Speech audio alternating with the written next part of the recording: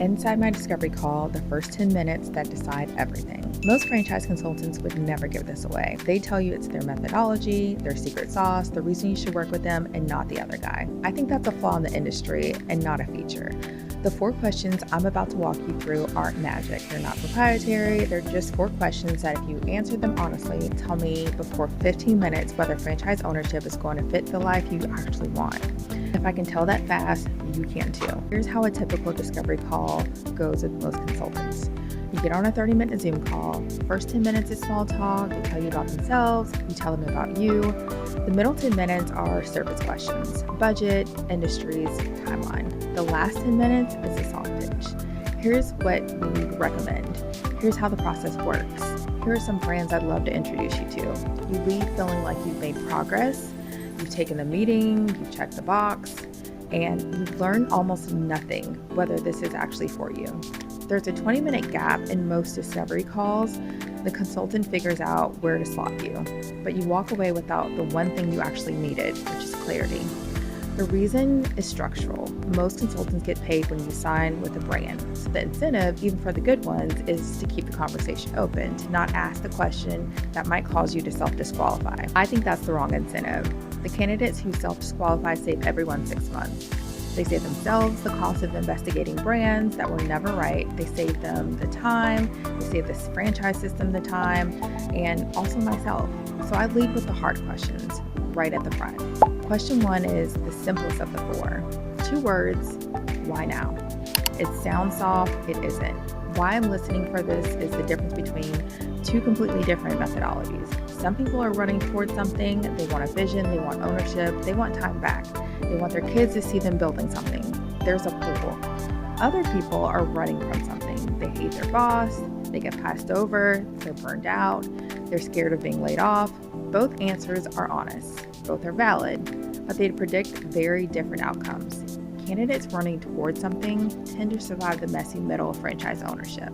The first 18 months, when nothing is exciting and everything is operational, becomes their motivation intrinsic. Because their motivation is intrinsic, they wanted this. Candidates running from something without also running towards something tend to struggle, because the day they own the business, the thing they were running from is gone, and what left is the business, which on a Tuesday in February is just a business. That doesn't mean burnout disqualifies you. Some of the best franchise owners I've worked with started with burnout, but they had to also be running towards something. That's why now is actually testing. Question 2. What does the next 5 years look like if this does not work? The first answer is usually something like, well, I'd probably just stay in my current role, maybe a promotion, maybe a different company, then I wait. The second answer is usually some version of, honestly, I'd be exactly where I am right now, asking the same questions, having the same conversation 3 years from today. That's the answer I'm listening for, because what I'm really testing is whether the discomfort and urgency is enough to act on, or whether this is just an idle curiosity. Idle curiosity isn't bad. Plenty of clients spend 18 months researching before they're ready to move, and that's fine. But idle curiosity disguised as urgency wastes everyone's time. If the honest answer to the what does the next 5 years look like if I don't do this is fine, actually the timing isn't right, and knowing that early helps you decide what to actually do with your time. Question 3 is one that catches almost everyone off guard. Who's the second yes you need? What I'm asking is, who's the other person in your life whose buy-in actually matters? Because franchise ownership is rarely a one-person decision. Even if technically one name goes on the paperwork, for most candidates, the second yes is a spouse, sometimes a partner, occasionally a parent, especially if the parent is helping with capital, sometimes a business partner. The reason I ask isn't because I need to talk to that person. The reason I ask is because I want to know whether the second yes is already in motion, or whether the candidate hasn't even started that conversation yet. Those 2 situations need completely different timelines. If the second yes is already on board, already at the kitchen table, running the same numbers, we can move at the candidate's pace. If the second yes hasn't been told yet, the first 60 days of our work is actually pre-work, getting the second yes informed enough to make a real decision with you. I've seen too many candidates spend 6 months investigating brands, fall in love with one, and then the spouse realizes they never actually were on board. That's a heartbreak I can prevent, but only if we name the second yes early. Question 4 is my favorite. What's your relationship with following a playbook? It sounds harmless. It's the most diagnostic question of the four. What I'm really asking is when the franchisor gives you a 200-page operations manual that tells you exactly how to run the business down to the color of the towel and the exact words you use to greet a customer, are you the person who's going to follow it, or are you the person who's going to start improving it on day 3? There's no wrong answer, there's only a wrong fit. Some people are wired to follow systems. They thrive in a franchise. The playbook is the product. They don't want to reinvent the wheel, they want to roll the wheel that already exists. Other people are wired to optimize systems. They see a process and they want to make it better. They built their corporate careers on improving things. They got promoted because they questioned the playbook. That second person is often a fantastic entrepreneur, but they're often a difficult franchisee because the franchise system isn't designed for optimization, it's designed for replication. So what I'm listening for isn't I love systems or I love improving things. I'm listening for self-awareness. Does the candidate know which type they are?